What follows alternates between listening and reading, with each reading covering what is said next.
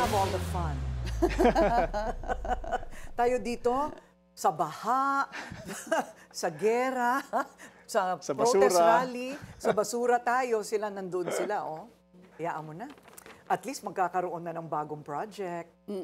Ang gobyerno. Maganda yon. Na naman. Yung kanina ini-report natin kanina, no? Yung with the president, Oplan, Kontrabaha. kontrabaha. Maglilinis sila ng mga estero, drainage, waterways, tatanggalin yung mga basura.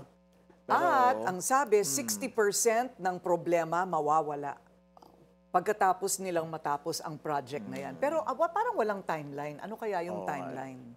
Sa lalong madaling panahon. Pero narinig ko na yan eh. Grade school pa ako, narinig ko na maglinis tayo ng ilog. Huwag ka magreklamo, mas matanda kami sa'yo, mas matagal na namin naririnig yan. Ay nako, paulit-ulit na lang. Sana. Ang Mega Dike, 2028 pa. Yun yung sa Bulacan. Yun yung sa Bulacan. But also encompasses Bataan and Pampanga.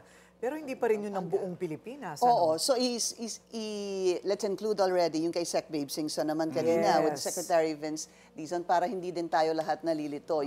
Yung isa, cleaning of the mga estero, yung dike sa Bulacan, and then this other one is the master plan, wherein I think there are 19 major waterways. Waterways. No? Yeah, that they plan to, siguro they're gonna put either dikes, flood mitigation programs, that will also serve as, maraming purpose maganda to mitigate floods.